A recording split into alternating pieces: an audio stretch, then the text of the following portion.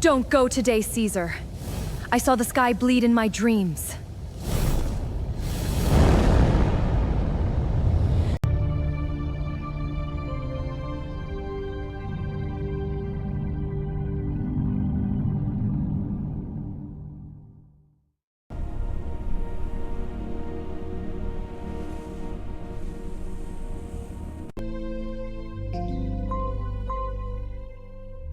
He was not born a king, but kings would later be named after him. He was loved by the people, feared by the powerful, and betrayed by those closest to him. This is not just the story of a man. This is the story of a name that refused to die. Julius Caesar. Don't go today, Caesar. I saw the sky bleed in my dreams. March 15th, 44 BC. The day began with a warning. Caesar's wife, Calpurnia, woke up screaming from a nightmare where she held his dead body in her arms. Strange omens filled Rome. Lightning strikes, animals without hearts, and a soothsayer's chilling cry. Beware the Ides of March. The Ides of March have come. I, Caesar, but not gone. But Caesar was a man of logic and destiny. He laughed at the omens. As he walked toward the Senate, he saw the very man who had warned him. The Ides of March have come, Caesar mocked. The man replied, I, Caesar, but not gone.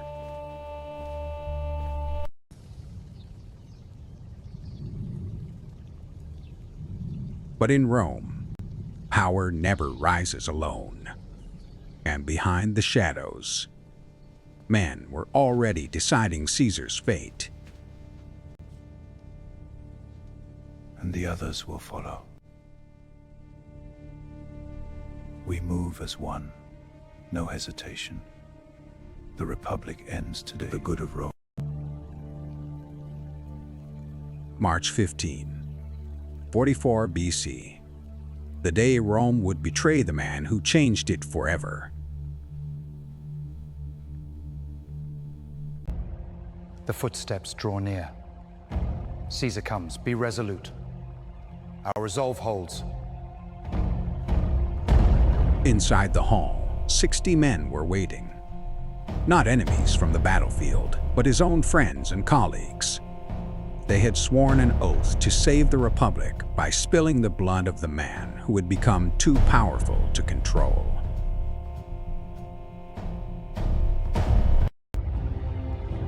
Why this is violence? The trap was sprung. One senator grabbed Caesar's robe, pulling it down to pin his arms. It was the signal. Caesar cried out in shock. But before he could move, the first blade struck his neck. The god king was suddenly, terrifyingly human.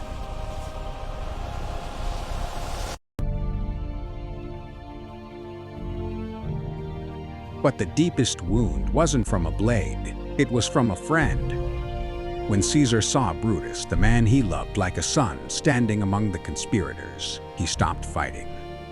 In total heartbreak, he whispered his final words, "Et tu, Brute." He then covered his face with his robe, choosing to die rather than look at the betrayal of his friend.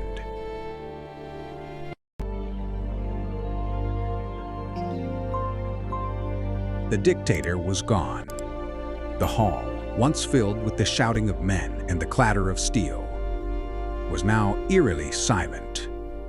The conspirators ran into the streets shouting that Rome was free, but they had only left behind a void that no one could fill. Caesar was dead, but the Republic died with him. Friends, Romans, countrymen, lend me your ears. The conspirators thought the people would celebrate, but they were wrong. The evil that men do Mark lives Antony, after them. Caesar's loyal general, gave a speech that set Rome on fire. He showed the people Caesar's torn clothes, each hole a symbol of betrayal. He proved that Caesar had left his wealth to every citizen. In an instant, the people's grief turned into a roar for vengeance. In the chaos, Cleopatra knew her life was in danger. She fled Rome in the middle of the night, taking her son, Caesarion, with her. As the lights of the city faded behind her, she returned to Egypt, hoping the storm would pass. But she knew one thing for certain. The Rome she once knew was gone forever. While the killers fled, a new player entered the game. Caesar had named his grandnephew, Octavian, as his heir. Young, cold, and brilliant, Octavian didn't just want to avenge Caesar. He wanted to finish what Caesar started. The boy would soon become Augustus, the first emperor of Rome. By this testament, the power of Rome passes to me.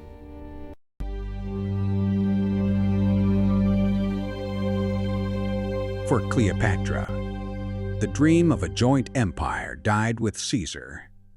She fought one last war alongside Mark Antony, but they were no match for the cold precision of young Octavian. Rather than be led through Rome in chains, the last queen of Egypt chose to end her life on her own terms. And then there was Caesarion, the boy who carried the blood of both Caesar and the pharaohs. But in the cold world of Octavian, there was no room for two Caesars. The order was given, and the last flame of the Ptolemaic line was extinguished. With his death, the era of the pharaohs ended, and Egypt became a silent province of Rome.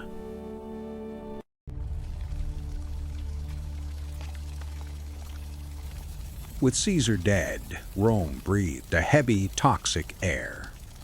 The conspirators, who called themselves liberators, expected to be hailed as heroes. Instead, they found a city gripped by grief and rage. They had cut off the head of the state, but they had no plan for the chaos that followed. I am his son. I will have justice. Across the sea, an 18-year-old boy named Octavian received the news. Caesar, his great-uncle, had adopted him in his will, making him the primary heir to his name and fortune. Everyone underestimated him, calling him a mere child. They didn't realize he was more ruthless than Caesar himself. The name of Caesar is not for a boy like you. Mark Antony, Caesar's most loyal general, believed he was the natural successor. He controlled Caesar's money and his legions. When Octavian arrived to claim his inheritance, Antony mocked him. The two men who loved Caesar most were now on the verge of killing each other for his throne.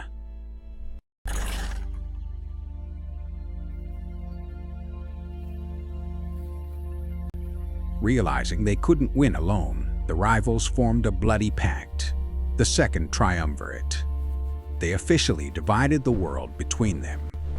Their first act was not peace, but a massive purge.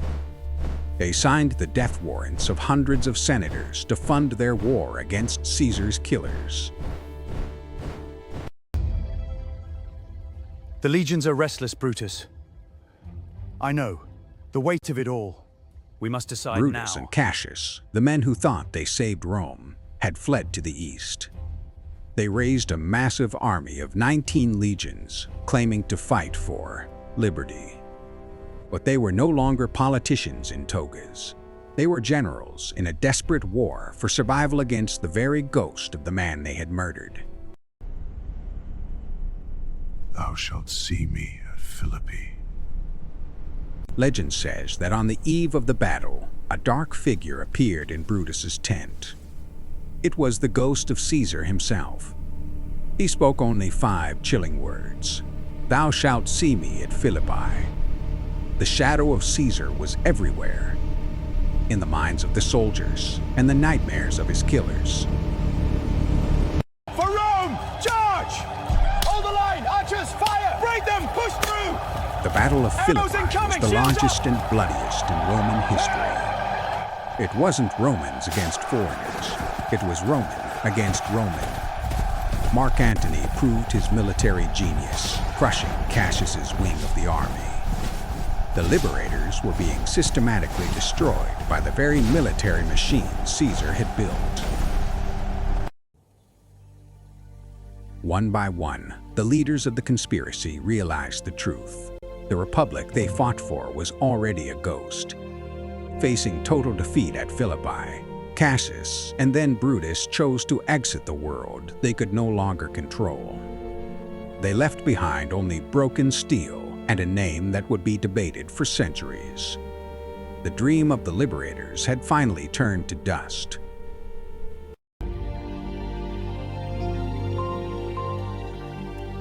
Antony showed a final act of respect, covering Brutus's body with his own cloak. But Octavian felt no such mercy. He ordered the heads of the conspirators to be sent to Rome and thrown at the feet of Caesar's statue. The liberators were gone. Now, only two men remained to fight for the world.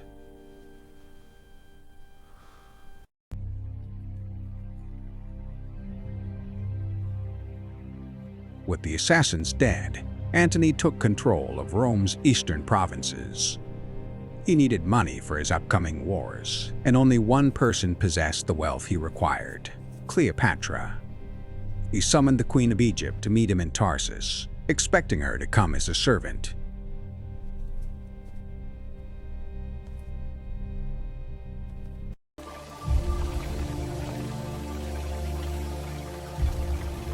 Cleopatra didn't come as a servant, she came as a goddess. She sailed into Tarsus on a ship of gold with silver oars and sails of royal purple. The air was thick with the scent of expensive incense. She wasn't just meeting a Roman general, she was staging a spectacle that Rome would never forget. Is this Venus herself? Mark Antony, the veteran of 100 battles, was paralyzed by what he saw. He had known many women, but never a queen who moved with the grace of an immortal. Just as Caesar before him, Antony was no longer the conqueror, he was the one being conquered.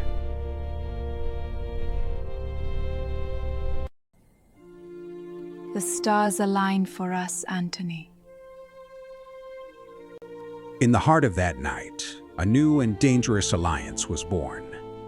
Antony and Cleopatra became inseparable, merging the power of Rome's legions with the bottomless wealth of Egypt. But in Rome, Octavian was watching, and he knew exactly how to turn this love story into a war of betrayal.